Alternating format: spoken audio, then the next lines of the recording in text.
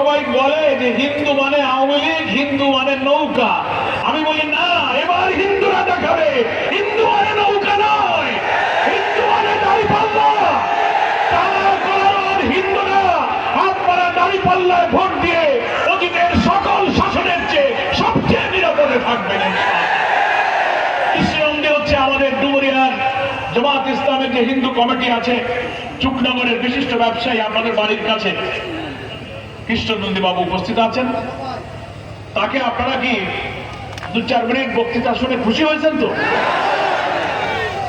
মাঝে মাঝে এসে ভোট চাবেন, নিজের ভোট চাইতে বসেন। আর সেই সকাল থেকে প্রচন্ড রোদের মধ্যে আমি দেখে মায়া লাগছিল যে সূর্যের দিকে মুখ করে আপনারা বসে আছেন, আর আমরা একটু ছায়ার মধ্যে আছি। আমার মনে পড়ছিল আমাদের আমিরে জামাত ডাক্তার শফিকুর রহমান বলেন যে আমরা বৈষম্যহীন বাংলাদেশ চাই, ঠিক না? এখন একটু বৈষম্য হয়ে গেছে, আপনাদের মুখে রোদ, আমাদের ছায়া। আমাকে মাফ করে দেবেন, ঠিক আছে? যদি ওইদিকে স্টেজ হইতো, আমাদের মুখে রোদ থাকতো, আপনারা ছায়ায় থাকতেন, তাইলে ইনসাফের বাংলাদেশ হইতো, নাকি বলেন? তো যাই হোক, দিনের জন্য কষ্ট হয়তো ওনারা মনে করেছেন এদিকে স্টেজ হইলে। আল্লাহ তাআলা এই দিনের জন্য, দেশের জন্য, জাতির জন্য আপনাদের এই কষ্ট, এই কোরবানিকে আল্লাহ তাআলা কবুল করুন। যেহেতু আগে আগে মিটিং শেষ হবে, সব বক্তারা একেবারে সংক্ষেপে বক্তৃতা করেছেন, ফলে আমাকেও বক্তৃতা সংক্ষেপ করতে হবে। অনেক দূরে যাবেন আপনারা। কয়েকটা কথা আমি আপনাদেরকে বলতে চাই। ঐতিহ্য আছে, আছে কিনা বলেন?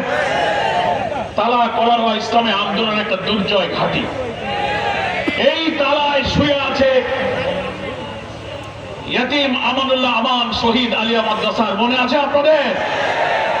ভাত খাওয়ার সময় এই বিএনপির ছাত্র দলের খুনিরা গুলি করে এতিমকে খুন করেছিল। সেই এতিম আমানের এই তালা, এখানে শুয়ে আছে বিএল কলেজের সংগ্রামী ছাত্র নেতা শহীদ শেখ আহমদ আলী। আমার এখানে বসে বসে মনে পড়ছে আমাদের আর এক নেতা, যিনি 1991 সালে কোন জোট ছাড়া নির্বাচন করে আওয়ামী লীগ বিএনপিকে হারিয়ে এখানে এমপি হয়েছিলেন, শেখ আনসার আলী। মনে আছে আপনাদের? এই তালার গ্রামে গঞ্জে তিনি ছুটেছিলেন, বিপুল ভোটে তিনি নির্বাচিত হয়ে তালা থেকে জাতীয় সংসদে তিনি নির্বাচিত হয়েছিলেন।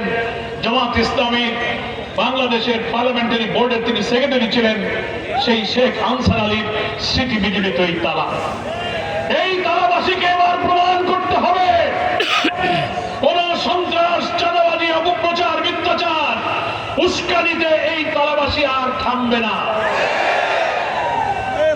বাংলাদেশের রাজধানী শহরে, নগরে, গ্রামে, বন্দরে নতুন বাংলাদেশের যে ঢেউ উঠেছে, পার্লামেন্টে সেই ঢেউকে পৌঁছায় দিতে হবে। সেজন্য দাঁড়িপাল্লায় ভোট দিয়ে আমাদের প্রিয় নেতা আমিরে জামাত ডাক্তার শফিকুর রহমান যে ডাক দিয়েছেন দেশবাসীকে, স্বাধীনতার 54 বছরের অত্যাচার, শোষণ, জুলুম, নিপীড়ন, অর্থনৈতিক বঞ্চনা, ভিন্ন মতের উপরে দমন পীড়ন, আইন আদালতে অবিচার, আলেম ওলামা ইসলামপন্থীদেরকে নিষ্ঠুর নির্দয়ভাবে হত্যা করা, আল্লাহ তাআলার দ্বীনের পথের সৈনিকদেরকে তিলে তিলে কারাগারে ঢুকিয়ে বৃদ্ধ বয়সে ফাঁসিতে ঝুলিয়ে হত্যা করা হয়েছে।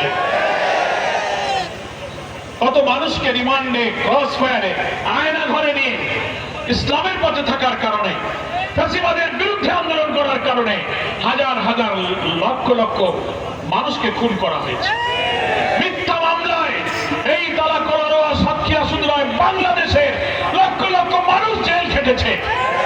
আমাদের আমিরে জামাত চাই, ডাক দিয়েছেন, আমরা এমন একটি বাংলাদেশ চাই যে বাংলাদেশে মানবিক বাংলাদেশ হবে, অত্যাচার থাকবে না, জুলুম থাকবে না, যে বাংলাদেশের তরুণ সমাজকে দিয়ে বাংলাদেশকে দুনিয়ার মুখে একটি মডেল মানবিক বাংলাদেশ হিসেবে আমরা গড়তে চাই। আমিরে জামাত বলেছেন, জামাত ইসলামীকে যদি জনগণ ভালোবেসে আল্লাহ তাআলার রহমতের রাষ্ট্র ক্ষমতার দায়িত্ব দেন, আমরা তরুণ